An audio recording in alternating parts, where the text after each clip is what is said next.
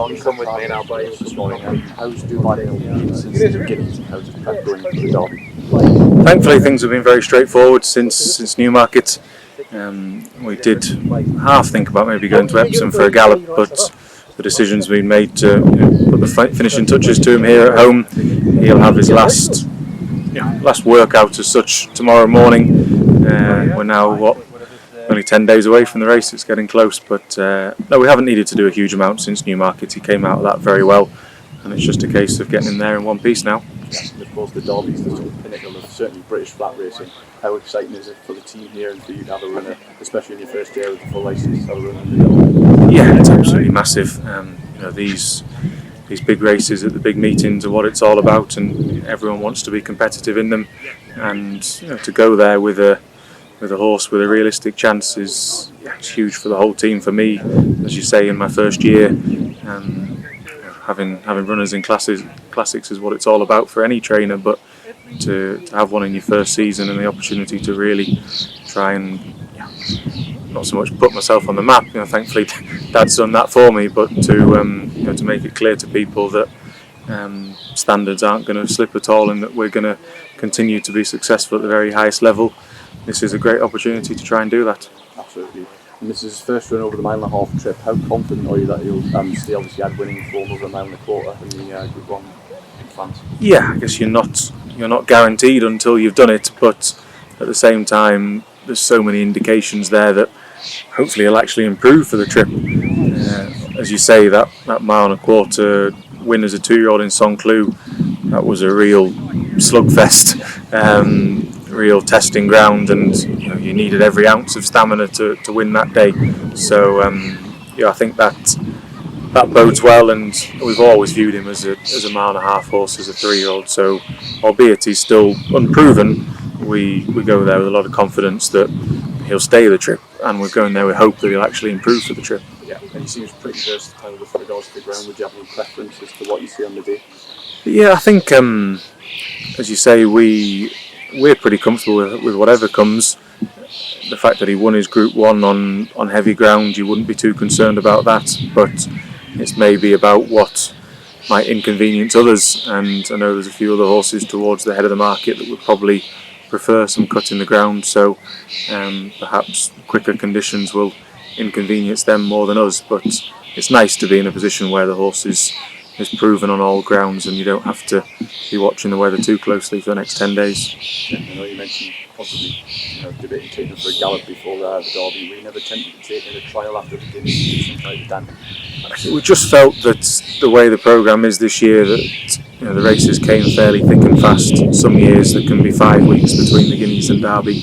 This year there's only 4, so to go via the Dante, which would have been the other obvious option, it would have been 12 days and 16 days. I don't think that would have been impossible for the horse to do, but at the same time, Epsom is the be-all and end-all in the short term, but at the same time there's hopefully plenty other big days for the horse as the year goes on, so we didn't feel there was any pressure really to have 3 runs in a 4-week period at the start of the year. Actually, how strong a Derby do you think it is this year? Who do you think the main players are? I think every derby is a strong derby. It is always going to be the best 3-year-olds around, and I don't think there's any. You can try and convince yourself it's a slightly weaker renewal, but there's no such thing as a weak derby. It's always going to be one of the toughest races to win of the year. I guess the horse we know most about from a personal point of view is Arrest. We have a close form line with him from Saint-Cloud, and in some ways that makes me a bit less concerned about him, because I know I've got a good handle on what he's achieved.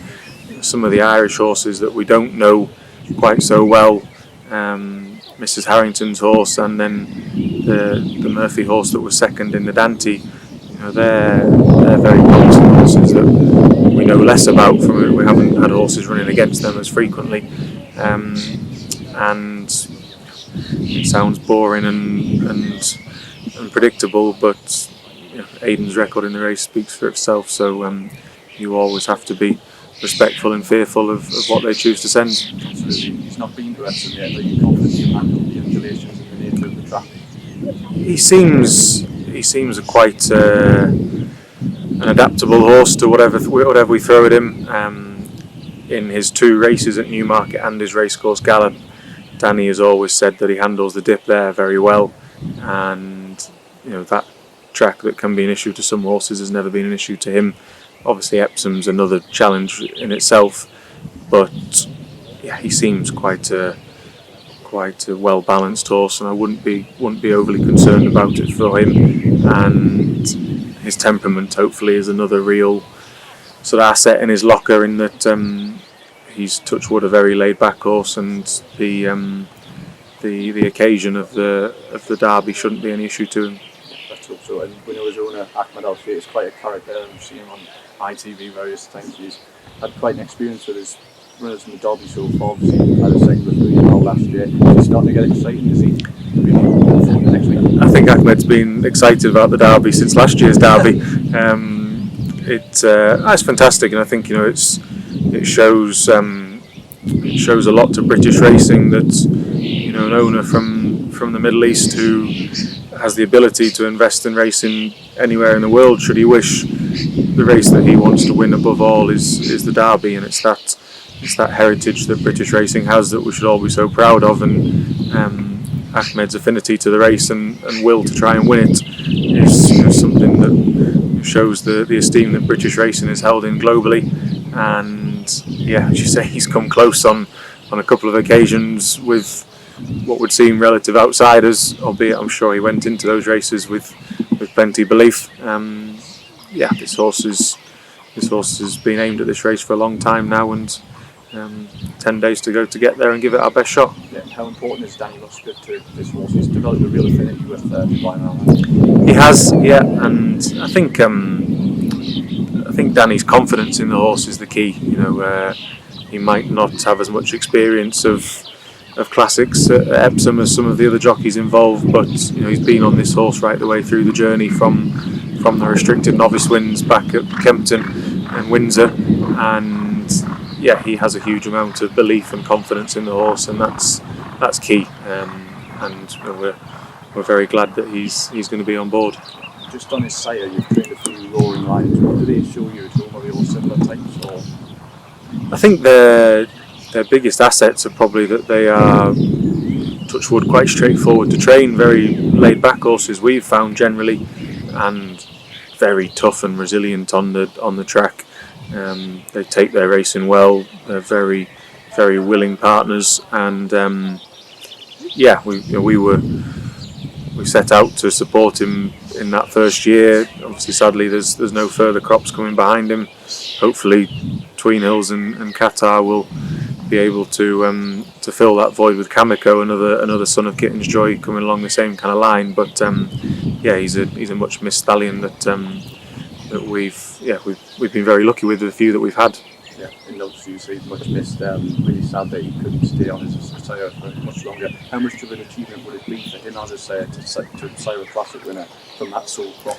Yeah, I think it would make his stud farm fairly sick of what could have been. But he obviously has us in the Derby and running Lion in the Oaks as well. So it's looks likely to be a big weekend for the sire, and sad realisation of what could have been, but you never know. Maybe, hopefully, one of his sons will be at stud instead in a few years' time. Excellent. Wish you the best. Cheers. Thank you.